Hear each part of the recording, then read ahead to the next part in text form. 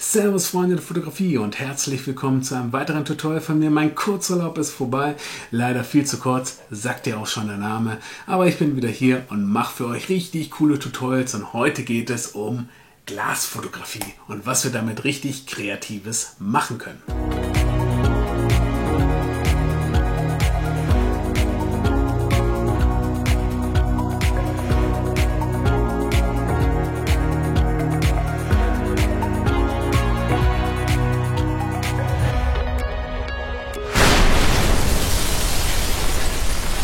Heute in meinem Tutorial möchte ich euch zeigen, wie ihr Glas oder Gläser richtig fotografieren könnt. Und zwar ohne diese nervige Reflexion hier drauf, denn ich finde, das sieht meistens aus wie ein Bildfehler oder einfach falsch ausgeleuchtet.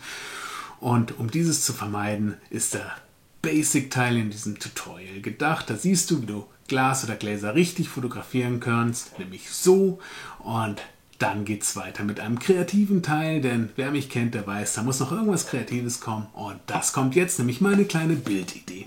Meine Bildidee baut auf ein älteres Foto von mir auf, nämlich dieses hier. Da seht ihr ein volles Wasserglas und ich schmeiße Eiswürfel oben drauf und friere das Ganze ein.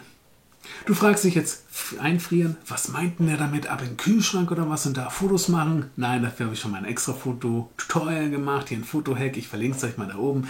Spaß. Nein, einfrieren heißt einfach, ihr fotografiert ein fliegendes oder bewegendes Objekt ein und seht das dann später gestochen scharf. Zum Beispiel ein Vogel fliegt am Himmel, ihr fotografiert den und seht den gestochen scharf auf eurem Foto. Das ist das Einfrieren und diese Technik verwenden wir heute hier auch, da wir die ganzen Wassertropfen und Splashes einfach einfrieren wollen, dass es gestochen scharf ist.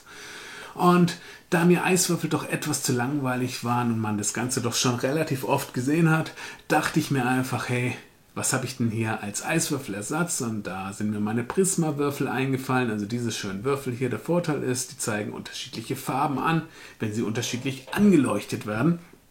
Und das nehme ich als Eiswürfelersatz. Aber Achtung, diese sind relativ schwer und aus Glas, könnten einerseits dabei kaputt gehen und ihr könntet euer Glas zerbrechen. Ich habe einen Versuch gemacht gehabt und das ist das finale Ergebnis, was wir später machen werden. Und das Glas sieht dementsprechend auch aus. Also das Glas kann ich jetzt in die Tonne schmeißen und meiner Frau neue Weingläser kaufen. Legen wir nun los mit den Materialien für das Grundbild, also wo das Glas noch heil ist und ihr keine Angst haben müsst, dass dieses kaputt geht. Dafür braucht ihr natürlich als erstes euer Glas. Dann als nächstes braucht ihr hier dieses schönen Handschuh, denn man sieht später jeden Fingertapper oben drauf und mit Handschuhen seht ihr nichts mehr. Also die Gläser müssen natürlich sauber geputzt sein. Dann als nächstes braucht ihr Tonzeichenpapier. Das gibt es gerade zum Schulanfang in jedem Supermarkt zu kaufen. Kann ich euch nur empfehlen, kann man für viele Sachen in der Fotografie einsetzen. Und wir brauchen heute die Farbe Schwarz und 2 Blautöne dafür. Da ich das Ganze einfach nochmal ein bisschen ins Bläuliche fotografieren möchte. Aber wenn du auch nur Schwarz hast, das geht auch. Du kannst natürlich auch die Farben in der Post später nachsetzen. Aber ich möchte das im Vorfeld schon richtig fotografieren. Dann brauchst du als nächstes ein Standlicht, am besten wie das hier. Also ein relativ breites. Das sind die Grundvoraussetzungen für das Basic-Bild, also mal wieder nicht viel. Wenn du jetzt den Wassersplash fotografieren willst, brauchst du zusätzlich 2 Aufsteckblitze, die du mit deiner Kamera entfesseln kannst. Und idealerweise ein Kabelauslöser, damit du deine Serienfunktion machen kannst und nicht mehr an die Kamera rankommst. Und die bekannten von mir Farbfolien, um einfach noch mal ein bisschen Stimmung zu machen, aber du kannst die Farbe natürlich auch in der Post noch einfach reindrehen.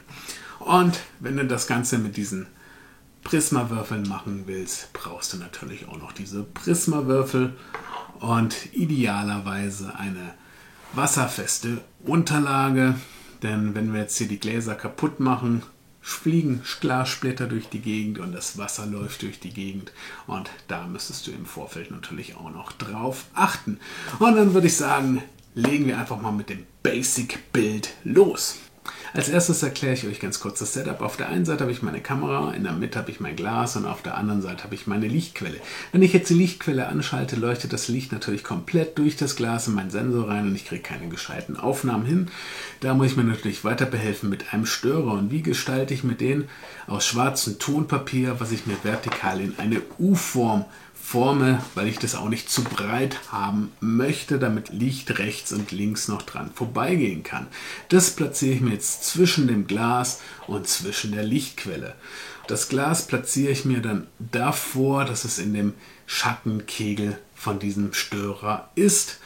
Und so kann ich dann auch schon meine Fotos machen. Was mich allerdings trotzdem immer noch ein bisschen gestört hat, das liegt rechts und links neben dem Störer, was ich hier brauche, damit ich die Kontur von dem Glas erhalte.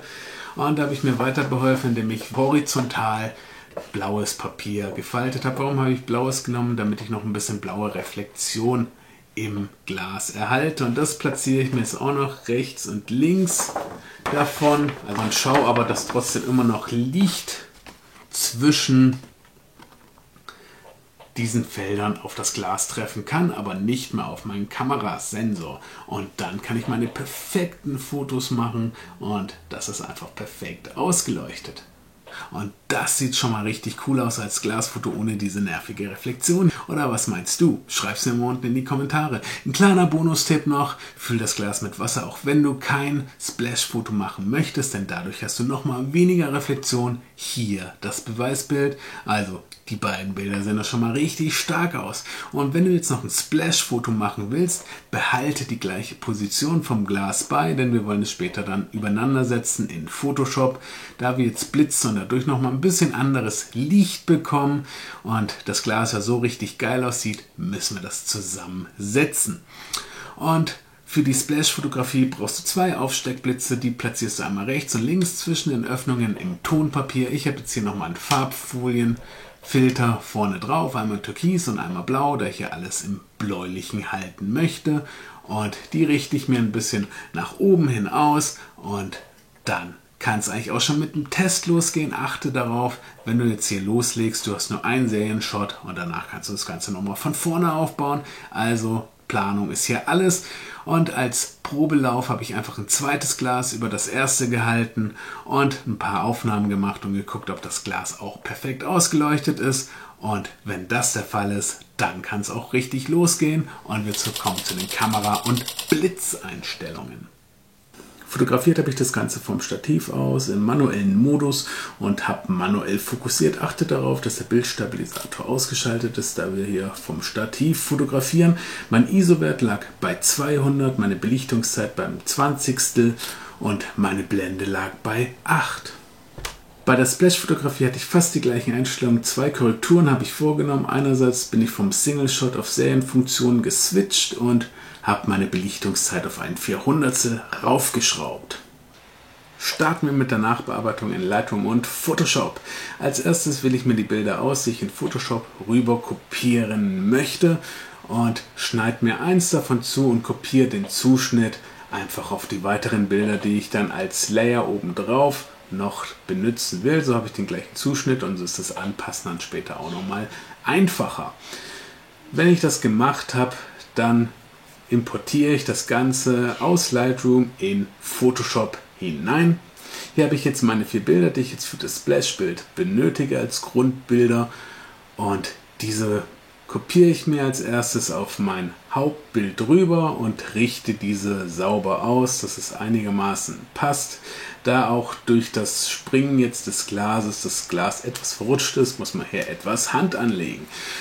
Als nächstes erstelle ich mir eine neue Ebene mit der Hintergrundfarbe Schwarz. Aus dem Bild ziehe ich mir diese mit einer Pipette und lege sie wirklich als Hintergrund. Falls ich im Hauptbild später irgendwas wegradieren sollte, habe ich immer noch Schwarz als Hintergrund. Das ist einfach ein kleines Backup. Dann als nächstes mache ich mir eine Ebenenmaske. Und hier kann ich jetzt mit der Farbe Schwarz alles im Bild entfernen, was ich nicht mehr benötige. Dementsprechend ziehe ich mir als erstes große Flächen vom Rand. Das kann ja alles locker weg. Und als nächstes nehme ich mir einfach einen fetten Pinsel und zeichne mir, sage ich mal, alles drumherum weg. Ganz grob und nehme einen feineren Pinsel und mache dann die Feinarbeit. Umso genauer ihr seid, umso besser ist später dann euer Ergebnis. Und wenn ihr das Ganze gemacht habt, dann können wir jetzt mit den Splash-Bildern anfangen. Hier wiederhole ich das Gleiche, mache mir überall eine Ebenenmaske und entferne das Bildmaterial, was ich nicht mehr benötige. Zur Hilfe nehme ich auch hier nochmal einen Zauberstab. Das ist auch ganz hilfreich. Achtet darauf, dass ihr hier eine weiche Kante anstellt, bevor ihr das Ganze dann mit Schwarz füllt und in diesem Sinne dann entfernt.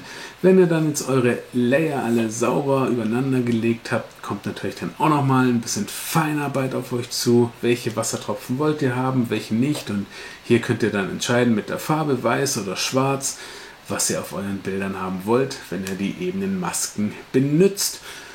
Und ich habe jetzt später doch noch ein paar Cubes eingefügt oben, und wenn wir das ganze Bild dann wirklich so haben, wie wir es haben möchten, dann drücken wir Speichern und gehen wieder zurück in Lightroom, und hier können wir dann, sag ich mal, die finale Farbkorrektur vornehmen, noch einen Verlaufsfilter reinlegen, und das hier ist mein finales Bild.